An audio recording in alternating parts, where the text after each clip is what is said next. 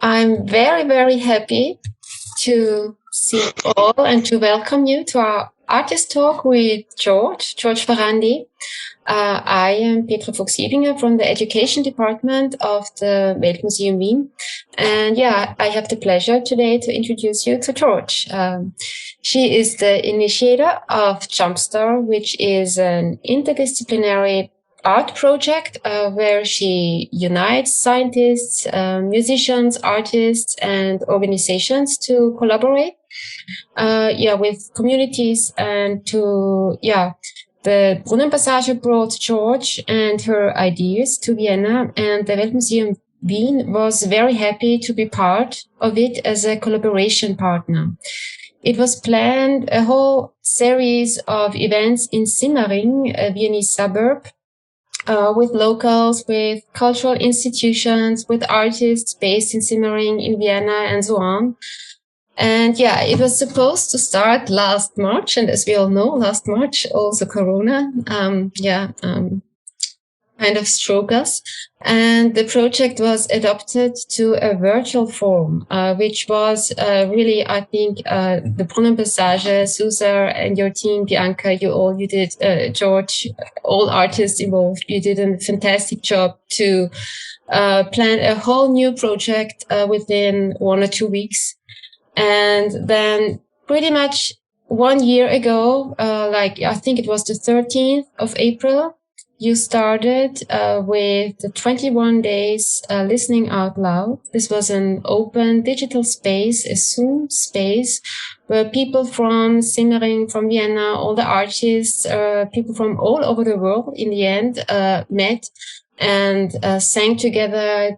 There was dance together, and a lot of talking.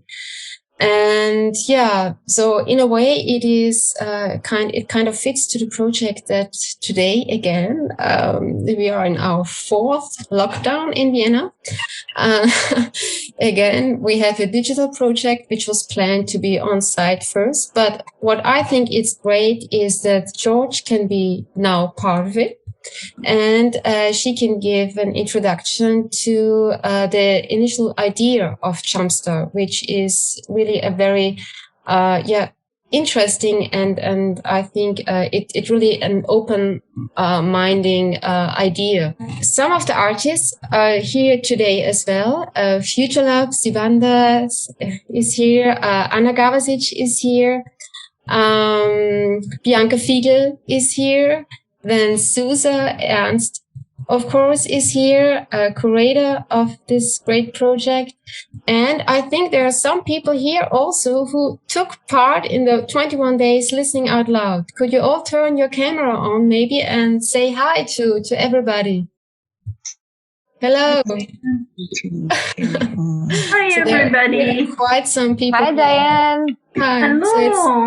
So it is really a reunion, which is great. Yeah, and now I give over to you, George. There will be place or time for question and answers. I give over to you, George. Thank you, Petra. Thank you all for coming. I'm going to talk a lot about Annie Jump Cannon, who's the namesake of Jumpstar, and she's so remarkable that I really want to do her justice. I feel like we should all know who she was and what she did. But first, I want to thank again Brunnenpassage, Zusa, oh my God, and Anne and Bianca, such an incredible liaison to the Weltmuseum and the team there for setting up the exhibition, as well as our creative team, who I'm going to introduce a little bit later. But let's get started. So everybody is seeing Annie Jump Cannon, yeah? Okay. All right, so this is my official first slide because, and feel free to write comments or questions in the chat box. If you're new to Zoom, you'll see on the bottom, there's a little button that says chat. I don't think I can respond to them while I'm sharing full screen, but we can respond to them later and I can check them out along the way. So I'm starting with this slide because this image essentially changed my life, or at least the course of my work for the larger part of the last decade.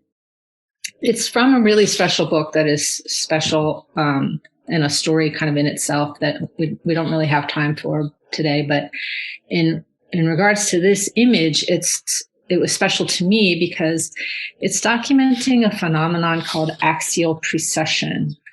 And if you're like me, you thought of the North Star as kind of the one fixed thing in the universe. That's the space it occupies in our cultural imagination. From Shakespeare and beyond, we think of the North Star as the one thing that doesn't change. But in reality, there is a very slow wobble. Let me see if hang on, I'm not getting my slides to change.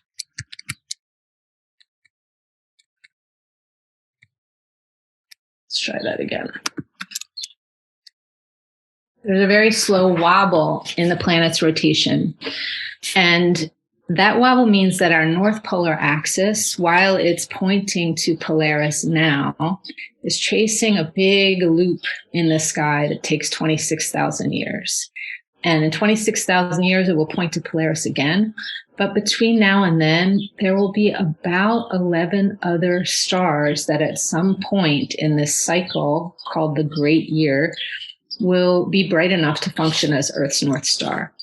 And that just blew my mind, poetically, to think that even the things that we think of as most permanently stable change. Of course they do, like everything in our bodies, in the universe, in the world. But also then to think about how we would mark that kind of change here on Earth.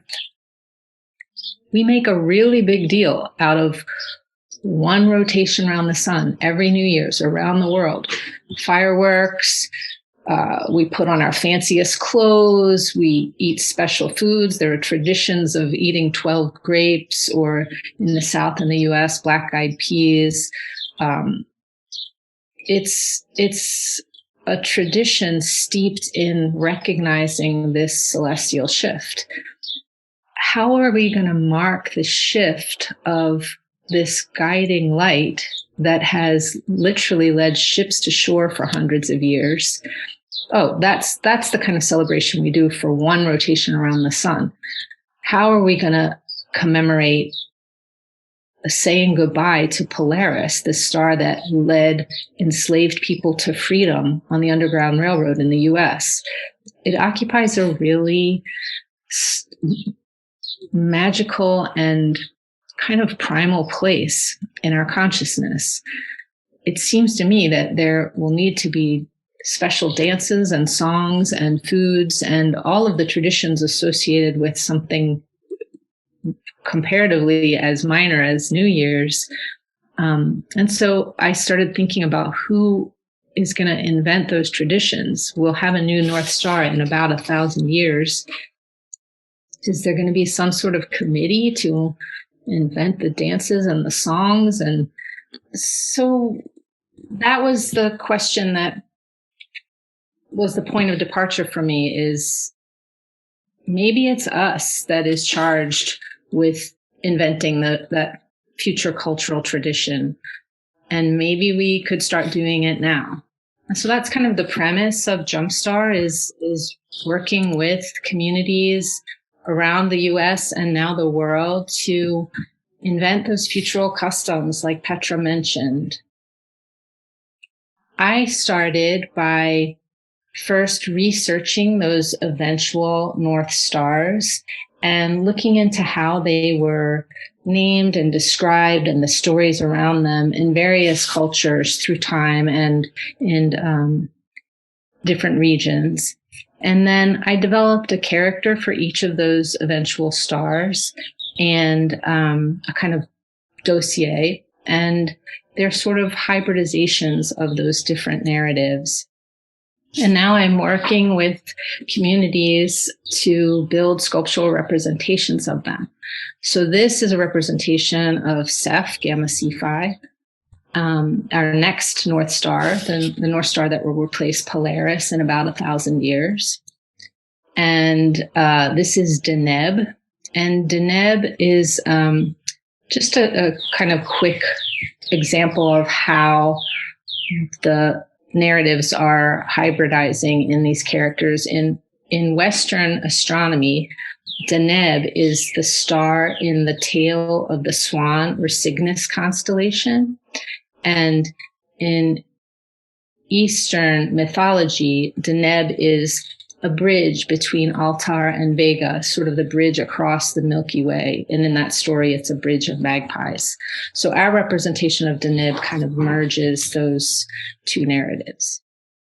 This is Theta Bootis, aka Boots, the kind of comic relief of the Empyrean, built in a small town in Pennsylvania. And all of these sculptures are to be part of an eventual celebration. They were originally scheduled to premiere in Kansas in 2019, but a tornado canceled the event.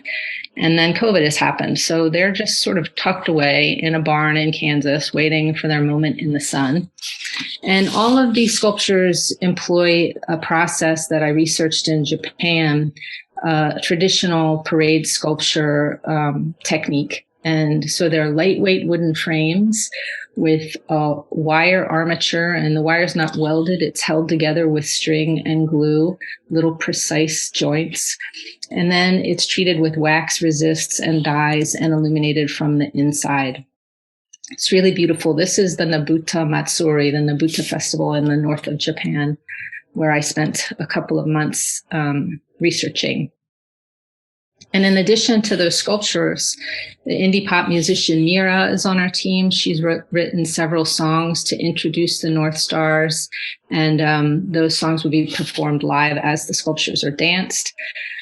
Our choreographer, Alan Kalpe, worked with communities in Kansas to invent a new people's dance based on some traditional folk dances in the US, but combining them with more experimental movements that came about through what we call a constellate. All of the dream storming workshop, I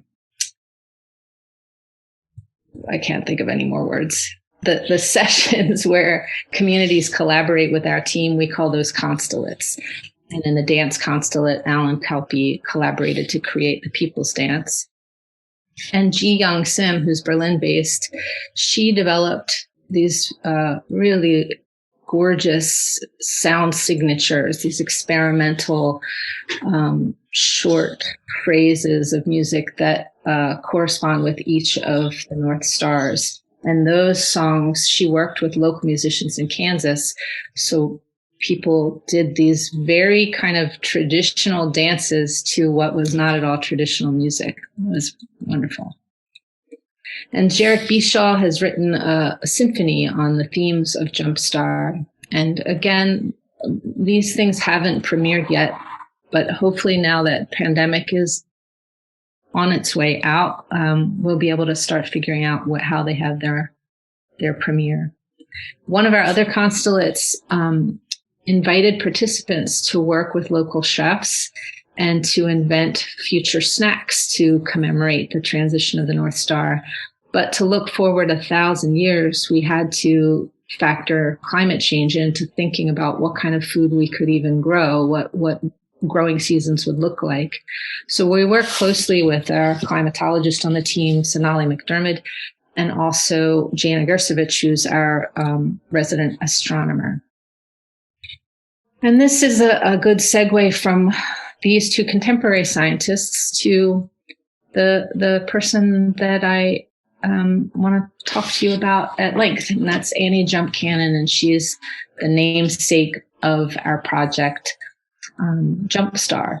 I have some cheat sheets over here because I'm not great with dates, so if I'm looking to the side, don't be alarmed. She was born in 1863 in Dover, Delaware, and her dad was actually a state senator and a shipbuilder. He was Wilson Cannon, and her mom was Mary Jump. And here's Wilson. And Her mom was particularly supportive of Annie's interests in early interests in experimenting with light and thinking about the stars. She writes in her journal that as a little kid, she did that thing where she would play with a chandelier crystal and a candle and see the rainbows on the wall. And that would prove to be a kind of prescient endeavor for her later professional life. So this is late 1800s. Remember, there's very little light pollution. She and her mom would look out the attic window of their house in Delaware and look at the stars.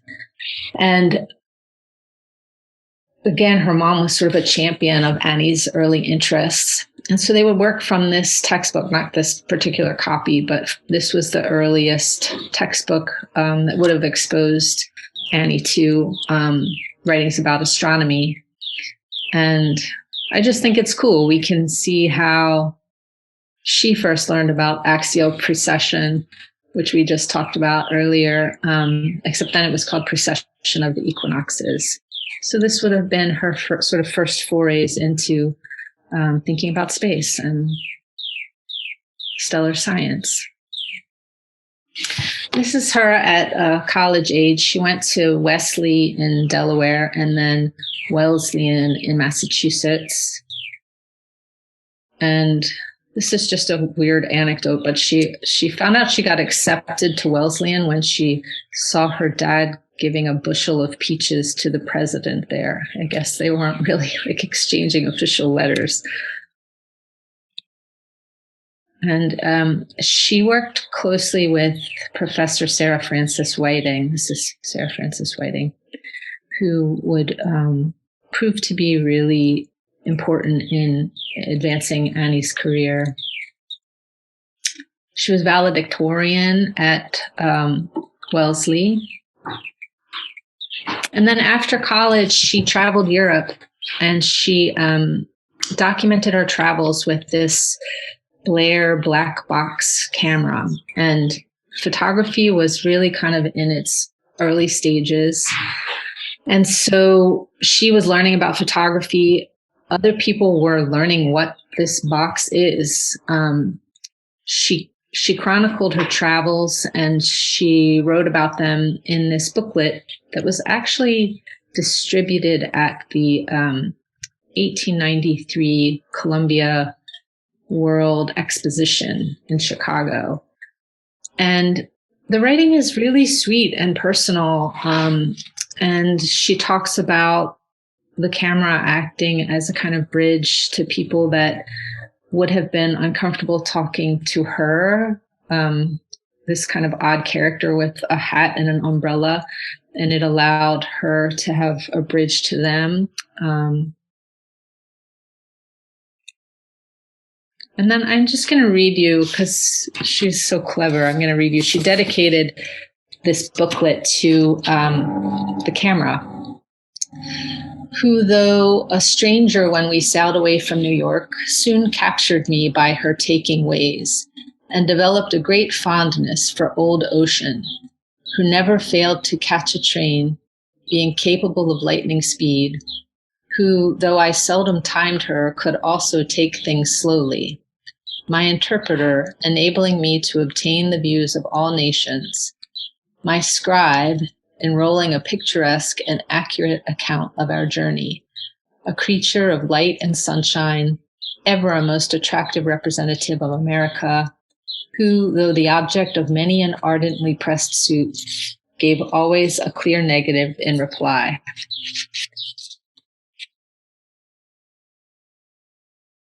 Tragically, when she got back from her trip, within a few months, her mom died. And again, her mom was sort of her greatest champion. And she was really devastated by it. And she wrote in her journal 3 months after her mom died, I'm still in my little room, surrounded by my memories. My mother is ever before me. I can see how people lose their minds, for I believe I shall if I'm not aroused by something. So she reached back in that state of depression. She reached back out to her professor, who was instrumental in getting her work with Edward Pickering. And Edward Pickering was the director of the Harvard Observatory at that time. And a really kind of progressive character in that he supported women's right to vote, and he recognized that women could be scientists as skilled as men, and got permission from his university to hire, this is the observatory back then, to hire a team of women, using the argument that he could pay them half as much as men and expand the staff, which he did. He paid this league of women 25 cents an hour instead of 50 cents an hour.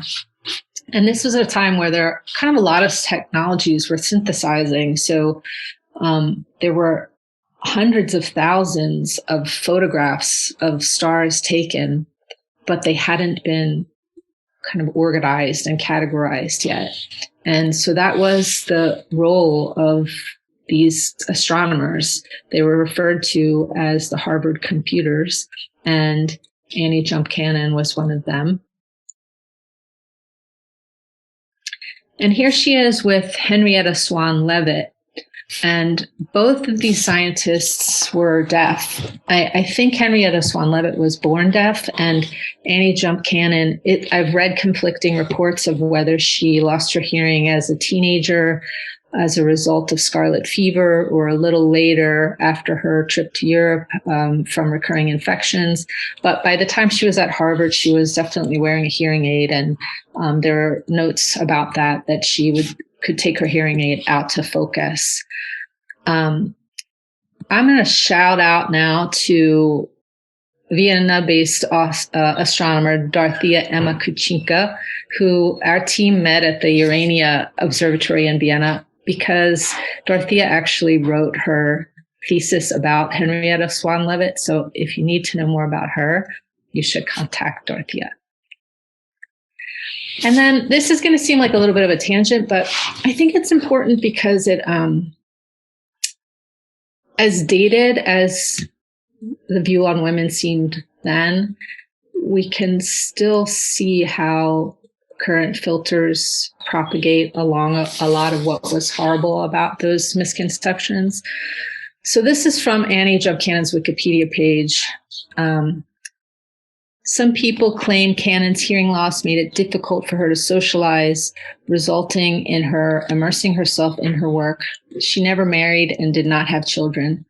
And there's just sort of like a dissertation's worth of discrimination built into that about people with physical challenges, heteronormativity, misogyny, anyway, and it's all sort of like costumed as fact. And we all know Wikipedia is problematic, but this kind of tone is pervasive in lots of other sites when I was researching her. So I just feel like it's always important to point those out and to be mindful of, and to look for the more direct sources. Because in reality, she was not an antisocial person, and she was not diminished in any way by not being a hearing person. And that wasn't the only reason she was excellent at her work. She was a suffragist. She was a member of the National Women's Party. She was really kind of a radical and ebullient personality. And just to contrast that Wikipedia page, I'm going to read this from her journal. Here she is with the Harvard computers, and the men on the outside are the telescope operators. The computers didn't actually operate the telescopes. I'm going to talk a little bit about what they did do in a minute, but from her journal. The busy life I so longed for has opened up to me. Friends have come to me from the great world, and my heart, my life, are now the study of astronomy. They little know what it means to me, how it was the only thread holding my reason, almost my life. I no longer look forward with dread. The days have no terror. I long for my mother just the same, but I feel that I have the patience to run my race, to do the work set before me, and am able to find contentment in my surroundings. I could not help it, thrown in as I am with such kind people. And she traveled extensively with the Harvard team to Catalina and Peru. Here she is. And what is a really adorable hat, by the way.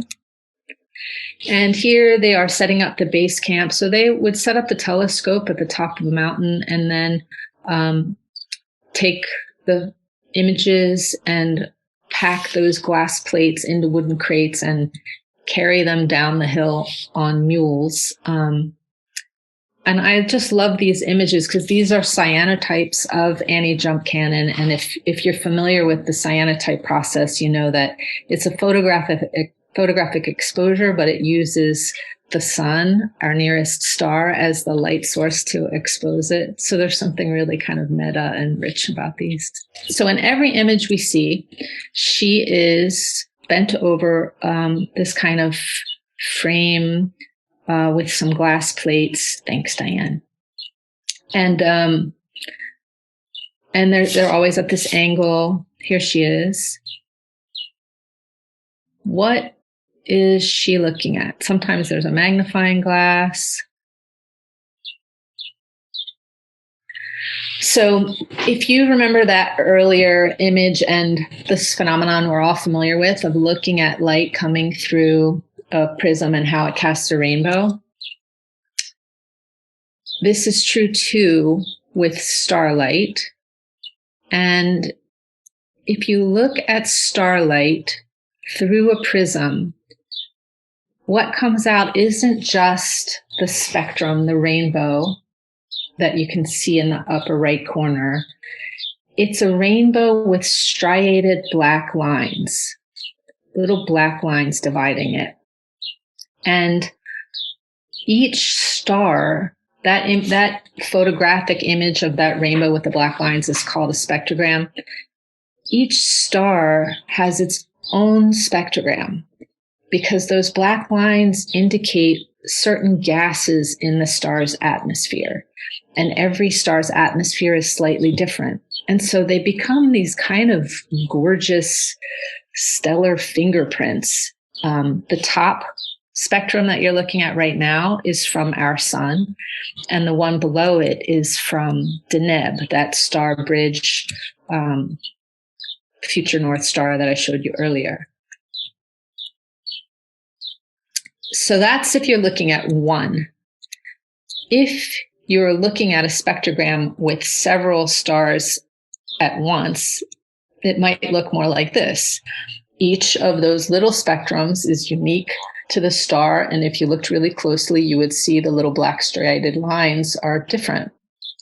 But this would have been pre-color photography, so they would be looking at black and white images, except they're not looking at them as positives, they're looking at them as negatives.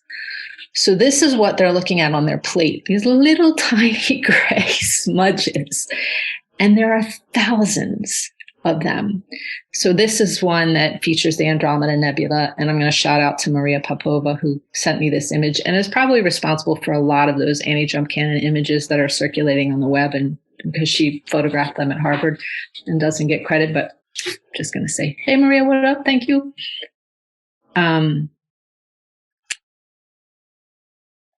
Let's just take a moment to bask in the insanity of this. So one astronomer is looking at that plate, and each star on that insane plate is numbered. And then another astronomer is writing down the first astronomer's observations. And apparently Annie's handwriting was terrible, so she always had someone else writing it down. But she was mad fast. Like when she started, the first 3 years, she classified and labeled about 1,000 stars. So that's like around one a day. At the pinnacle of her career, she was categorizing almost 200 an hour, like with remarkable accuracy. And there are over 500,000 of these plates now that, thanks to the Harvard computers, have been categorized, and they're still useful. They still have applications in the astronomy interests today. So I'm just going to read a little bit of what she said about this process. You can see it at the bottom, but in case you can't.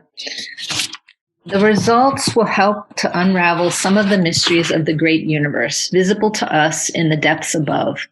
They'll provide material for investigation of those distant suns, of which we know nothing, except as revealed by the rays of light traveling for years with great velocity through space, to be made at last to tell their magical stories on our photographic plates. So, what is the classification system? And fair warning, I'm saying this for you and for me, I'm not a scientist. So if there's an astronomer in the room and I'm off about this, feel free to chime in or cheer me on. About 1,000 years ago, when we were first starting to think about categorizing things, Arcus, a scientist then, just sort of classified the stars in terms of brightness. So the brightest ones he was saying are 1, and the dimmest ones were 6. There were just 6 categories. Hundreds of years pass, and then Secchi, an astronomer, notices that we can use those black lines, which I don't know if those I mentioned, those are called Balmer absorption lines. Those can be a way to categorize the stars. And he focused on the hydrogen lines, the black lines that represented hydrogen, because all stars have it. And he thought that the denser hydrogen lines he organized them according to the density of their hydrogen lines. So there were 23 categories. He just went A through whatever. And I'm not sure if the densest one was A or the least dense one with A, but for the sake of this conversation, let's say he said the densest ones were A, and they went all the way through. Annie Jump Cannon and her team figured out that actually in the hottest stars, they didn't show dense hydrogen lines because the hydrogen was so excited that it was kind of blowing itself out of the photograph. And the oldest stars weren't showing hydrogen because the hydrogen was almost in a dormant stage. And so to use those hydrogen lines as this classification wasn't really accurate.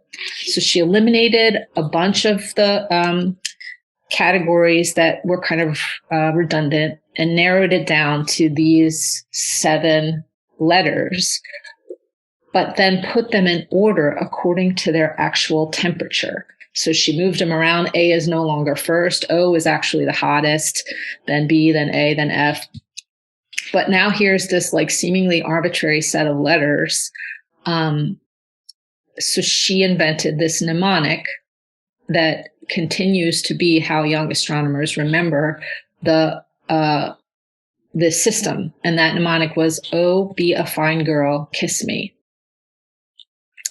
So here you can see a color image of a bunch of stars of different categories. On the right, you can see they're organized O, B, A, G, A, all the way down to M, from hottest to coolest. And here's a black and white image. Again, this is 7 different stars. There's an O star, a B, an A, an F, a G, K, and M. And then here you can see, and this corresponds with what we see in the sky. Like we can see if a star is red or blue.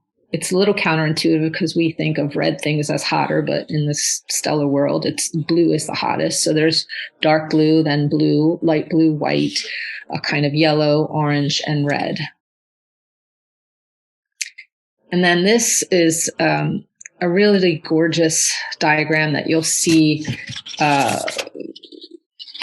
reinvented and reinterpreted in different ways, but it's the Hertzsprung-Russell diagram, and it organizes the stars, or it depicts the stars in the way Annie has organized them. So you can see the blue, the darkest blue at your upper left, those are the hottest, and then the lower right are the coolest. And most of the stars that we encounter would fall into this band in the middle, the main sequence stars. And those are stars that are kind of like in the prime of their life. And then stars that their gaseous matter has changed as they are getting older and bigger. Those are the giants and supergiants that are towards the upper right. And then the white dwarfs are kind of ghosts of former stars. And Annie was actually the only woman ever to operate Harvard's mighty telescope. I think it was called the Great Refractor or something like that. I might have a note about that. Yeah, the Great Refractor.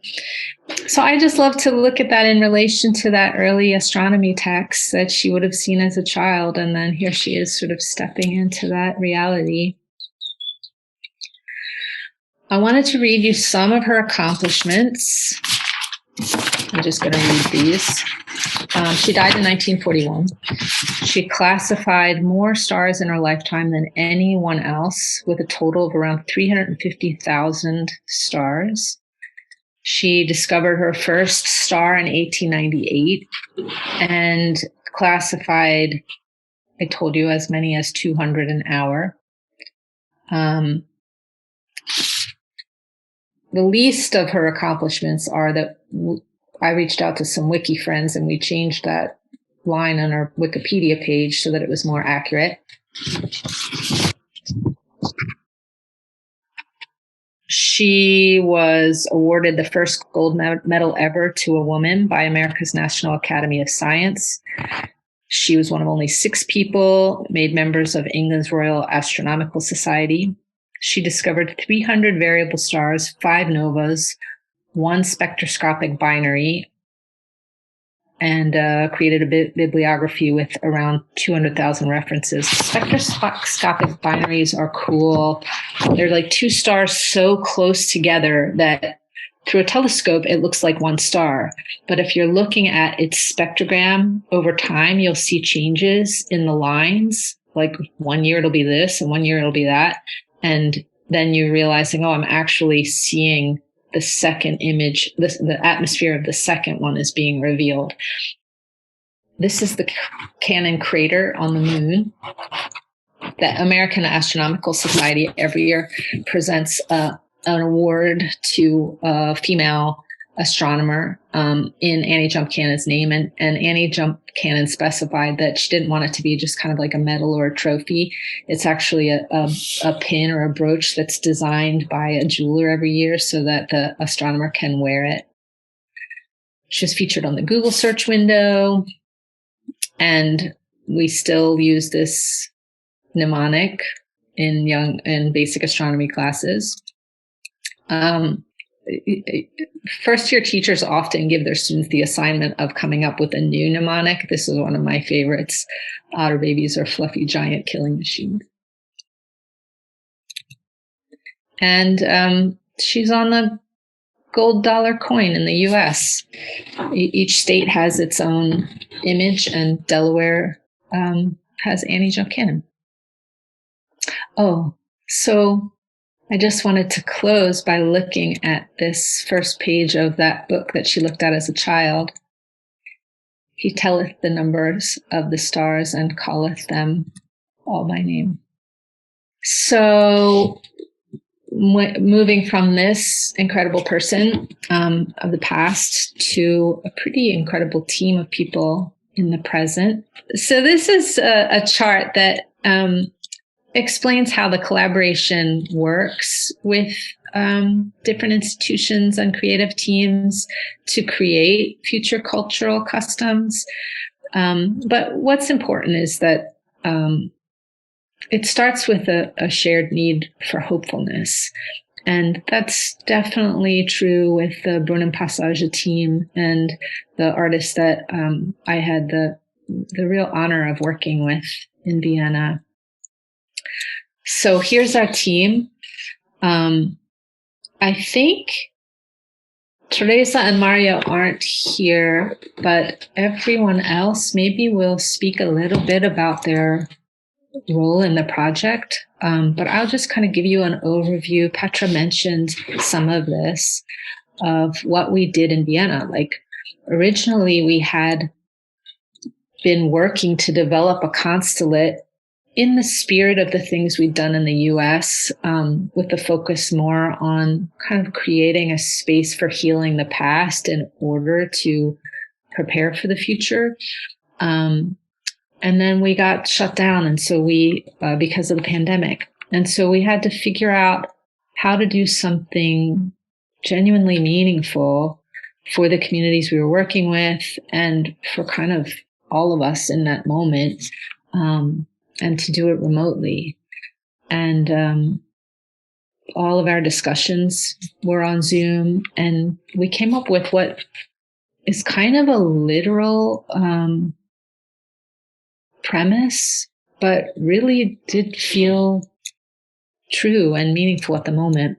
It involved every day for an hour for the 21 days in April, late April and May. So when we were first locked down, having an hour live on Zoom, open to anyone. We had a Zoom link on the website.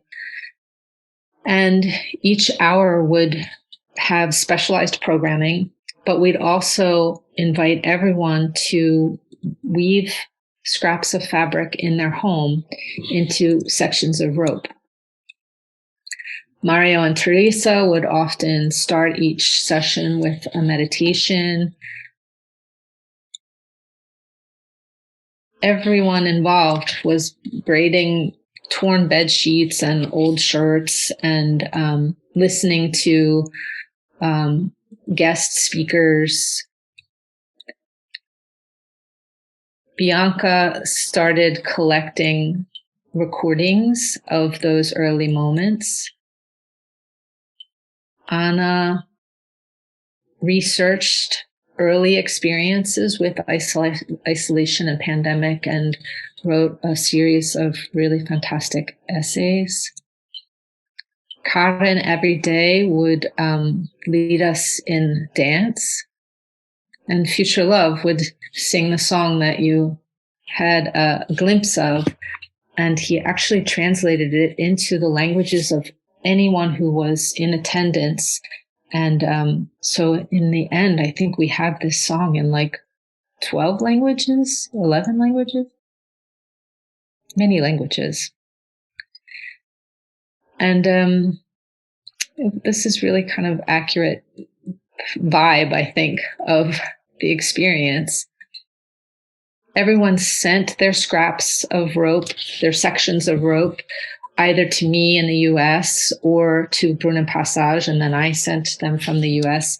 And the team on the streets, the ground team in Vienna, wove all of those sections into this large and gorgeous object that is currently on display at the Weltmuseum. And it is exhibited along with other artifacts from the project. You can see the really wonderful animated film that Teresa wrote and directed, and I did the drawings for, that introduced the project. The sounds of now are on record. Future Love songs are there.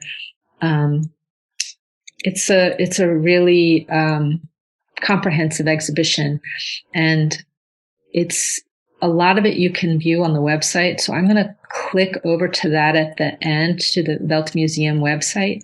So I'm just going to end with a final thought and these images, and then invite each of the artists who are on the team to talk more at length about their role and what their hopes for the project were, and also invite participants to, just generally talk about that experience.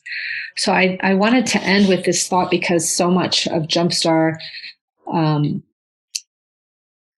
the general language around it has to do with the future, but I hope that it's obvious that looking that deeply into the future is a way of reimagining the present and kind of reverse engineering the goals we have for 1,000 years from now into actions we start taking today.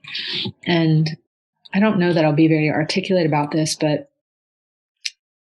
we've all kind of had that recalibrated during the pandemic, and things that we had sort of imagined as impossible or distantly post-apocalyptic have been happening. And so the future seems much closer.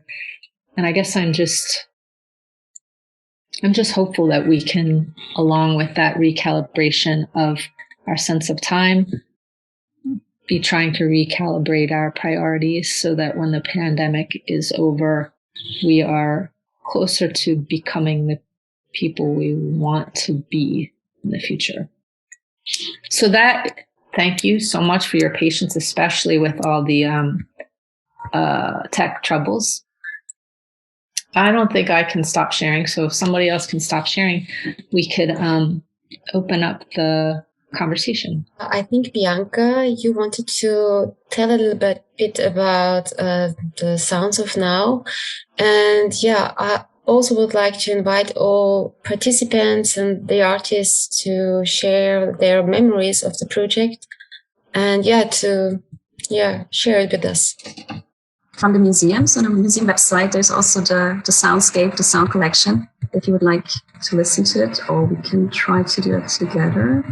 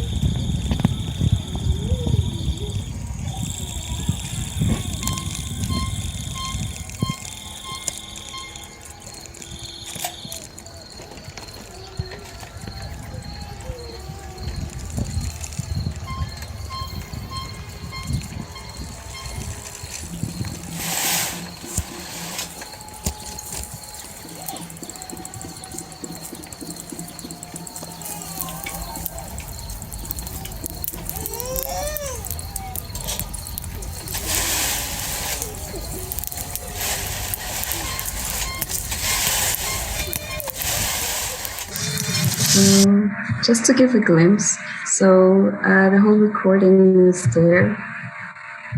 But I found curious, I received a lot of recordings of nature and being in nature, and I thought that was quite significant for a time during the pandemic. And if I think now, like 1 year later, it probably hasn't changed that much. So thanks for everyone who has sent me their sound. Anna or Karin, would you all be interested in talking about your contribution? Anna? Sure.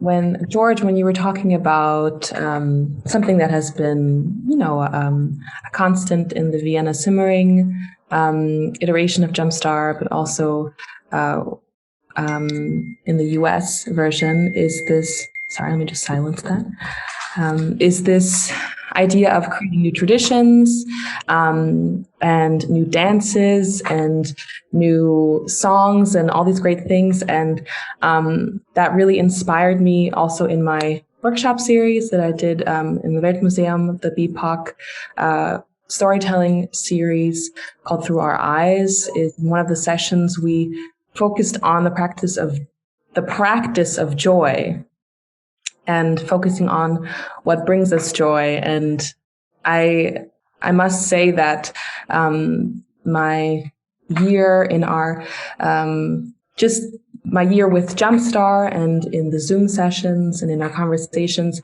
really inspired that. And that's something that I take with me personally, that I hope that I could that I could give to those participants of the workshop, especially in the last session. And so I want to say thank you for, opening my mind and my heart to the importance of that. And I kind of connected that to our past, present, future double infinity, where I invited participants to really focus on what has brought them joy in the past, what brings them joy in the present, and to really manifest that and to actively pursue that for a more joyful future, especially now. And it was really beautiful and also funny to hear what people said, because I think that the things that bring us joy now, in this, maybe even just today or this week, are very different than things that we would have thought about a year and a half ago, because a year ago is already still this unfortunate situation. But so even just in that short period of time with my workshop, I really was inspired to practice this and to, in my present life, just create those new traditions and those, new things. So I just wanted to share that. Oh, cool. That's an incredible evolution of the project, and I can't tell you how proud I am that we had any role in that, but that's awesome. Are the writings, were they things that the participants wanted to keep personal, or will there be any kind of presentation of those writings? Yes. Throughout the workshops, we would create writings that were more for us, and we also would create writings that people would be comfortable sharing with others. And so that is a work in progress. The writings and the works will be shared. And what I've noticed is that people really needed some time to think about things. So maybe they didn't necessarily write everything that they wanted during the workshop, but especially this concept of joy was really challenging for people. And so those works are still coming in, because I think people have really that thought has lingered so strongly with them that they continue to send me those things, because it's not something that they expected to be so challenging in the moment. That's a work in progress. And also video material is on the way. So with this small new studio in Vienna, the Triangle Studio Vienna, we're working on that. But the Corona situation, it's going to take a little bit longer, but yes, I'm looking forward to sharing those texts with everyone. Terrific. And Bianca just posted the essay series from the original Degrees of Separation booklet in the chat. I think those are also on the Jumpstar website, if they're not on the Weltmuseum website. Yes, they are at the website. And they are also in the installation at the Weltmuseum Vienna. At the moment we are closed, but as soon as we are open, we hope that maybe some of you come and see the presentation of this project. I think that especially the rope is a really strong symbol for this time of separation, but where you see so many people from all over the world worked on this rope together, and in the end we have it here, and it's really long. So Bianca and Susana did a great job for the presentation there. And the texts are there, the sounds of now are there, the videos are there, And also at our website, at the project page, you can find everything we have to the project. Would anyone have easy access to, there's a really lovely downloadable PDF that the museum put together. Would anyone be able to put that link into the chat so if folks wanted to download it, they could? Future Love, would you like to talk a little bit about your role in Jumpstart Simmering or your memories of it, or I don't know? Okay. Memories. I didn't really get my role. No, I'm joking. Well, the first day I came into Jumpstart in Simmering in this rehearsal room, I was really confused. I have never heard of stars. I didn't even know that the sun was a star. I just thought the sun was the sun. But I learned so much, and I even got myself a new baby.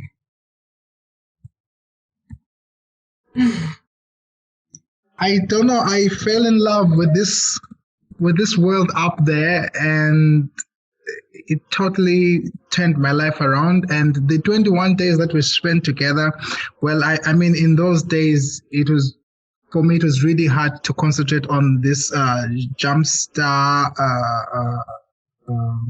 story about the stars, but it was mostly for me about coming together because we were hit so hard by this pandemic. And in this time, we tried to find ways how to stay together and to make it throughout. And my role in this amazing time was to sing and to help people find ways of speaking through music and what kind of music can we take into the future. And in this time, we finally came out with the song "Are You Ready?" and it was made. It was translated to 13 or 14 languages, which is quite interesting. And I have the final song, which is in 14 languages. Maybe later I can sing that, or now, how it sounded like at the end. How Are You Ready? How 14 languages sound like together. And besides that, right now I was inspired to also do what everybody's doing now, podcast, talk show. But but my theme will be the future, because I realize that it's one thing that we all want. It's one thing that we are all afraid of at the same time, and we know nothing about it, but still we want to get there.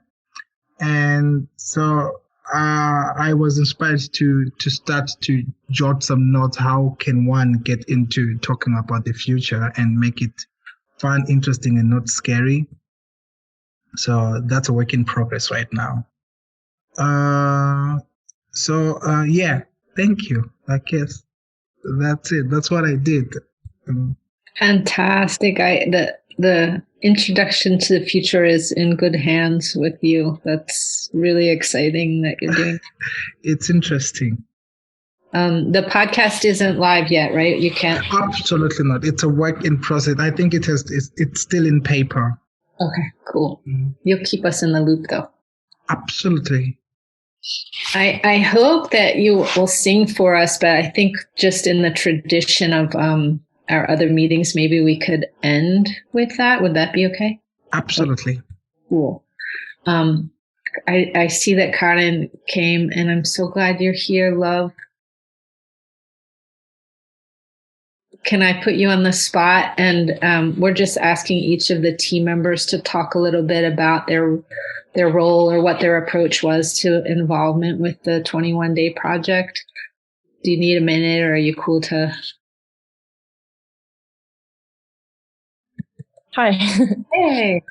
Hello. Yeah, I can just explain really shortly. Sorry that I'm late. And I missed your presentation. So I don't know what has been said now, but I'm just keeping it short. My part was doing a jump session together every day for 1 minute.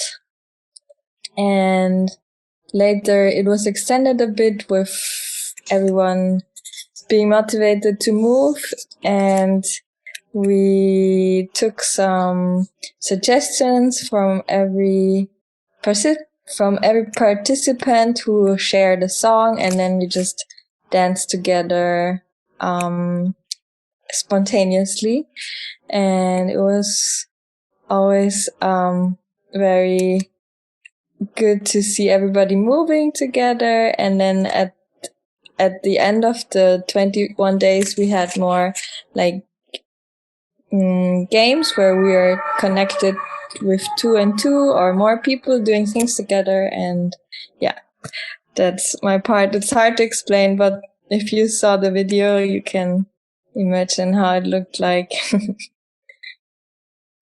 Yes. We showed a couple of images and you could see the people on the screen. And again, it was very early, and some of us were new to Zoom. Some of our participants were new to Zoom. We certainly weren't Zoomed out, but I love that we really, even then recognized that just staring at a panel of people wouldn't feel very connected. And so we came up with other strategies for engagement very early on. I mean, you can see that people have been desperate to come up with new solutions for that as the pandemic and the lockdown has continued. So I think unless Zuza might be willing to speak a little bit, I feel bad asking because she's on sabbatical. Zuza, would you be interested in saying a few words about your involvement with the early stages of Jumpstart? Or actually, you were with it until very recently, and so you have kind of a larger overview than the rest of us.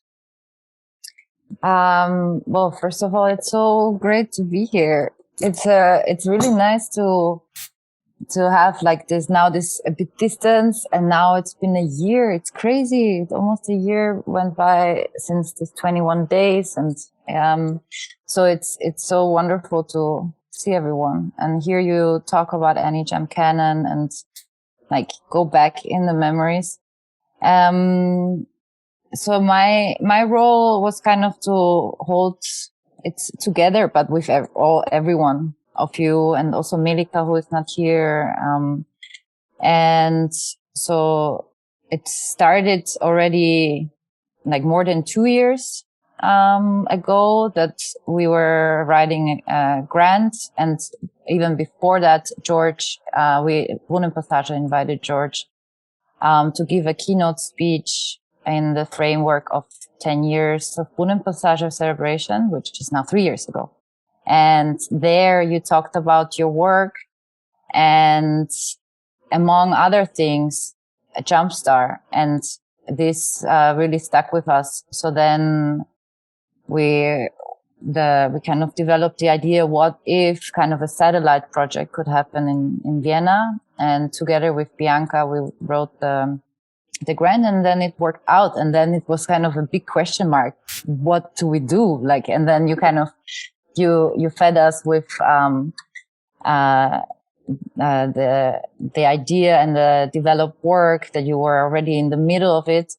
And yeah, and then it took from there. And it's really, for me, it was a huge learning experience, I must say, because it's not like, unlike any other project that I was involved with before, because it was such a lot of different beautiful minds coming together. Like it was a big team that's bit by bit formed, and a very open-ended project. And I really loved this as well. It was a very process-oriented, and kind of with the diagram that you showed,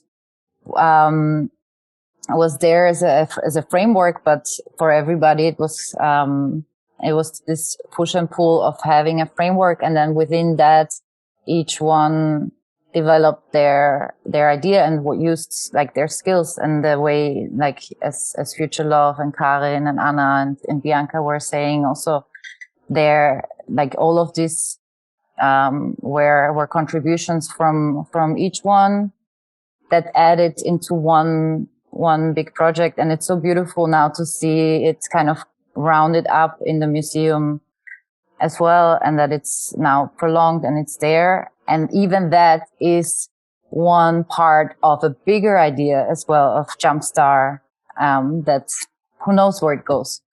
So I really love to be part of it, and I'm honored, and I have taken a lot with me from that.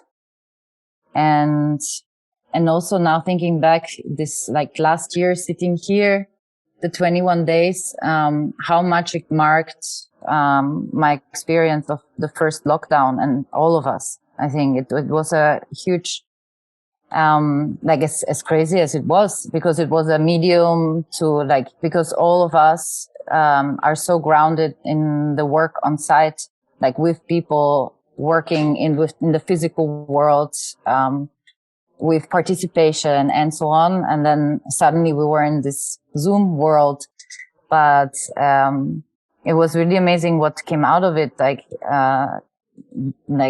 Somehow it seems simple, but that Karin, you were suggesting in the dance sessions that we pair up with a different person, with another person. It was like a playful way of using the technology and connecting every day. So I'm very thankful, and I'm very proud of what came together, and that it still continues. Me too. I really am. It was such an honor to work with. I mean, in the US iteration, I had a history with almost everyone on the team. And so we had shared sensibilities already. And then coming to Vienna, I hadn't worked with any of the team members, and most of them hadn't worked with each other either. And so here are all of these artists and organizers, and we're trying to figure out what is it that we all can kind of come together and do, and what shape could that take. And it's not an easy process, and it's not for everyone. And it's really hard for organizations, because you're sort of like, okay, here's the form, fill in the space for this thing that doesn't exist yet. So it's a real testament to Brun Passage that they were so, they got it and were interested in it, and kind of had faith that something meaningful could come of it. And the same with the team members. So I'm so grateful, and the fact that it has affected you all in any way is so exciting. Like that's the ultimate goal, is that these seeds of Jumpstar do kind of extend into future thinking. So I'm so grateful and really so thrilled. I don't want to. I would like to give the opportunity to any participants, anyone who was here for the 21 days, if anyone is interested, to talk about what it was like for you, what you remember. Is there anyone who would like to? Diane, yay! Hi, everybody. Oh, it's so wonderful to be here. I am just so moved by listening to everybody and seeing everybody. And oh, wow, incredible. George, what a wonderful presentation to begin and remind us of how this whole thing started. I really didn't know really how it all started, and the history of this woman and her determination, and just being so inspired by her mother and the other women in that period of time. It's really, really wonderful to hear how you, George, got this inspiration as well. You know, you mentioned Maria Pavlova, who also is a real brilliant artist who combines science and art and inspires and teaches all of us. And I really feel that George, you are in the same category of brilliant women who are able to create some kind of a structure, like you say, and fill in the space. You know, the space gets filled in by people who are attracted and come and are engaged, you know. And yeah, it's an amazing process. And wow, and the research that you've spent time understanding how the framework works for the sculptures and everything. It's amazing to hear about how dedicated and just persistent and bringing visions into reality happen. It is just it's very, very inspiring. I love artists. I love the bridges that are being made between science and art and sort of the unknown. At the top of that diagram you had was hope, you know, and wow, just beautiful. That's what this has all been about. When I came in, I wasn't here for the whole 21 days, and I had cancer, and I didn't expect to be around even this year. And so that whole presentation just gave me a whole new, energy for life. And who knows what the future brings, because here I am still. I'm so surprised. And I really thank everybody. I met such wonderful people. Hannah and I'm trying to think, Anna, I'm trying to think of the younger woman's name who was a partner, and Teresa, and her Mario. sister, and Mario, yeah, and her sister, who was, you know, participating. Everybody was participating so much, and were so beautiful, and just, yeah,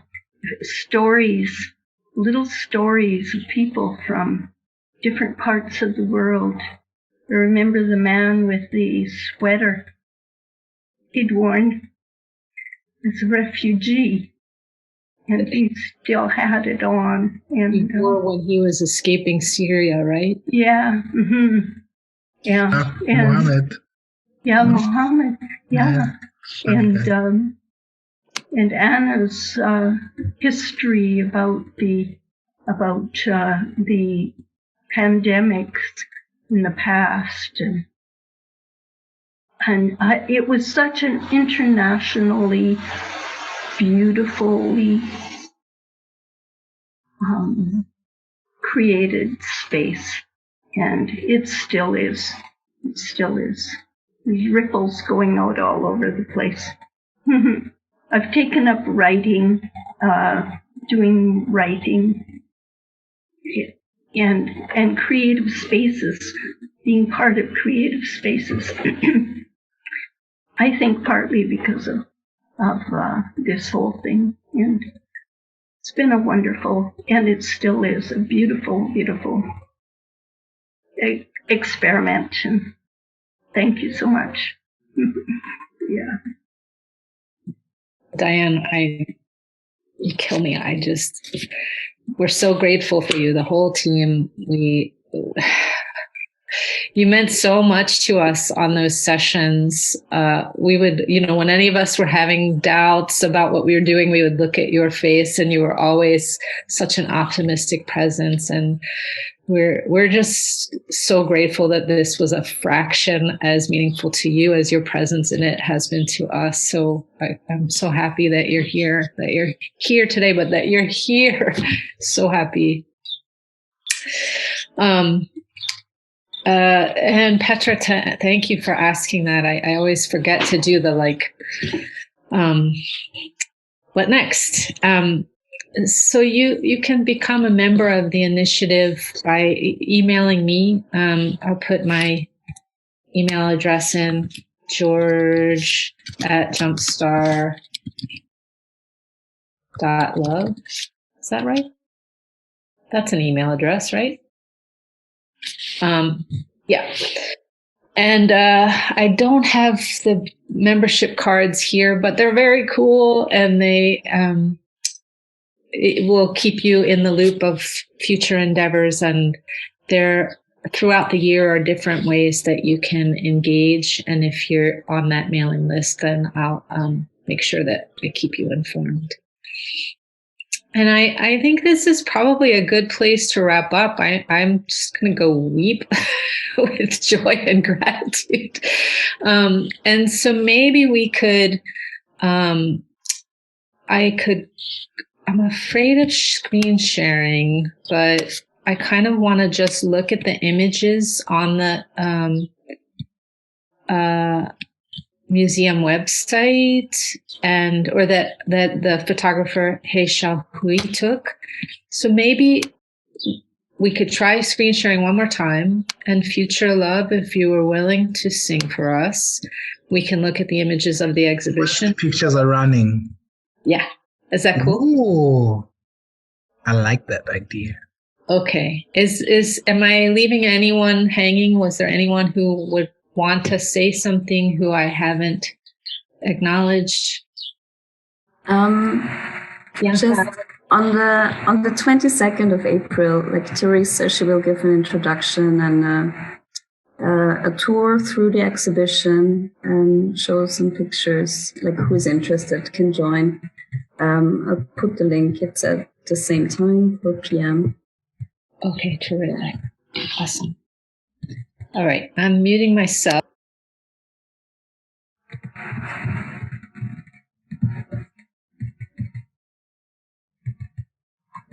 You have muted yourself, Georgie.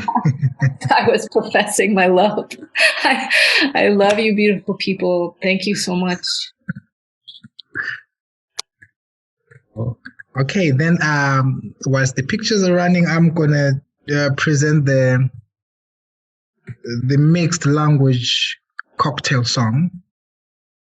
And it goes like this. Ready when you are, Miss Georgie. Okay. Thank you yesterday, hopeful gelernt von dir.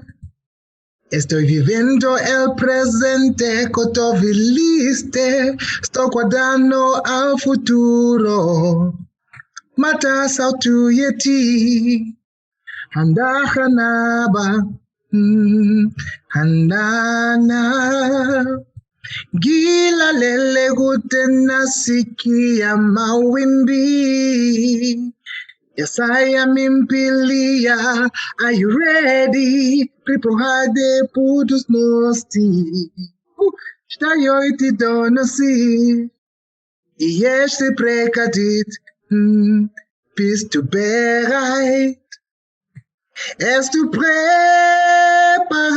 el futuro. Yeah. Stay preparado, novos vies tu. Kausia tuk bumi baru, yeah. Al-anta moiste, ke upo tayari, handa ka na ba? Handa ba? That is the song in 13 languages. Oh, there's still more pictures. Maybe wherever you are, we can do it. We can do the English version one more time and you can sing along whilst the pictures are going.